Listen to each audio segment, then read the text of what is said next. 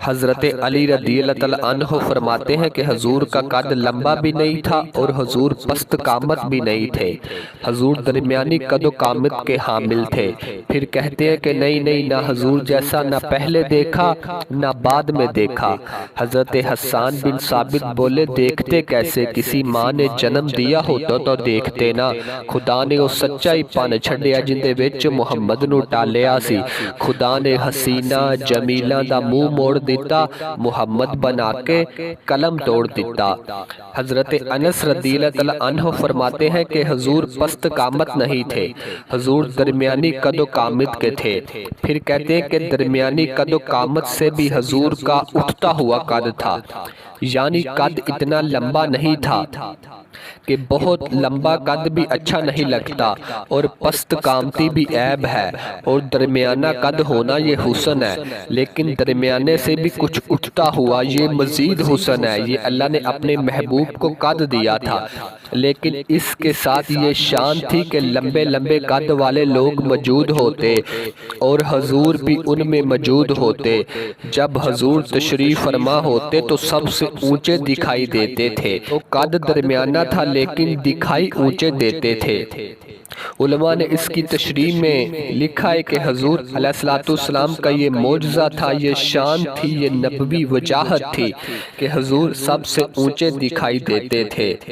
حضرت انس رضی اللہ تعالیٰ عنہ سے ایک روایت ہے، وہ کہتے ہیں کہ جیسی قد و قامت میرے حضور کی تھی، کائنات میں ایسا سونا قد کسی کا نہیں تھا، اور جیسا سونا چہرہ میرے حضور کا تھا ایسا سونا چہرہ کسی کا نہیں تھا۔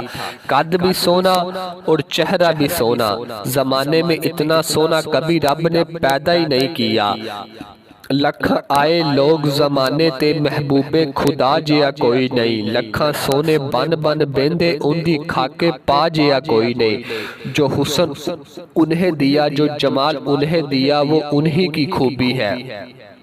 حضور کے قدموں کے حسن کا ذکر کرتے ہیں، قدموں کی جو ہتھیلیاں تھی وہ پرگوش تھی اور انگلیاں قوی بھی تھی، مضبوط بھی اور خوشنما بھی تھی، اور مبارک تلوے گہرے تھے، صاف تھے، نرم تھے اور چکنے تھے، اگر ان پہ پانی ڈالا جائے تو پانی بہہ جائے۔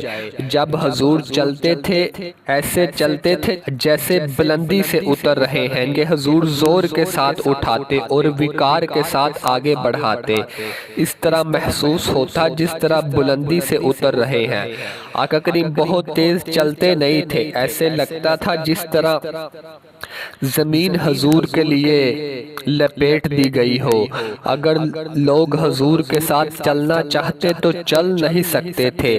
اللہ نے اپنے محبوب کو وہ رفتار عطا فرمائی تھی، زمین بھی سمیٹ دی گئی حضور کے لیے اور وقت بھی سمیٹ دیا گیا حضور کے لیے۔ آقا کریم علیہ السلام کے قدموں کی جو انگلیاں تھی وہ بڑی خوبصورت تھی، لیکن جو درمیان والی انگلی تھی وہ باقی انگلیوں سے زیادہ قد آور تھی۔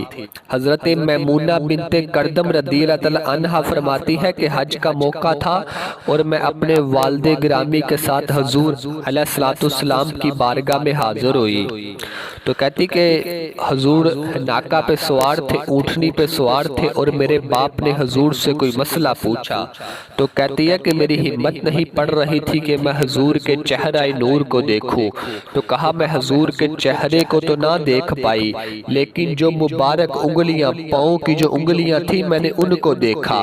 فرماتی فما نسیتو فی ما نسیتو طول اصبع، کہتی آج تک حضور کی انگلی کا حسن ہی نگاہوں سے ہٹتا نہیں ہے۔ یار جس کے قدم اتنے سونے ہیں اس کا چہرہ کتنا سونا ہوگا۔ ایک تو تلوے پرگوش تھے، ایک میں ہے کہ پرگوش نہیں تھے۔ بعض نے کہا ہے کہ حضور کے مبارک تلوے درمیان سے پرگوش نہیں تھے، بعض نے کہا ہے کہ پرگوش تھے، بالکل سیدھے تھے۔ علماء نے کہا ہے کہ درمیان سے فاصلہ تھا، لیکن حضور جب قدم رکھتے تھے تو पूरी तरह जमाव करके रखते थे, तो जब वो नक्श बनता था तो पूरा बनता था। तो यहाँ मुहद्दिसीन ने कमाल कर दिया कि रब ने ये नहीं चाहा कि मेरे महबूब के तलवों का नक्श ना तमाम बने, नक्श पूरा बनता था। जिन्होंने नक्श को देख कर के तलवों का अंदाजा लगाया, उन्होंने कहा नहीं, तलवे बिल्कुल बराबर थे, इसलिए कि नक्श पूरा बनता था। तो जिन्होंने को तलवे देखने की शहादत नसीब हुई, उन्होंने कहा नहीं, हमने देखे हैं के दरमियान से कम गोश्त था, तो अतराफ में गोश्त ज़्यादा था। तो ये सहाबा ने तलवों के बारे में ये राय बयान फरमाई है।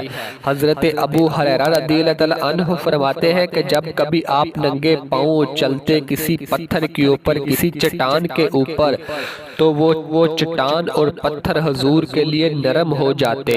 आका करीम के मुबारक कदम इस पत्थर के अंदर धंस जाते और निशान बन जाते। जिस तरह मुकाम इब्राहीम पे आप देख सकते हैं कि हज़रत इस्माइल के कदमों के निशान इसने महफूज कर दिए। जिन पत्थरों पे हुजूर चलते थे, वो पत्थर हुजूर के तलवों के निशान महफूज कर लेते थे।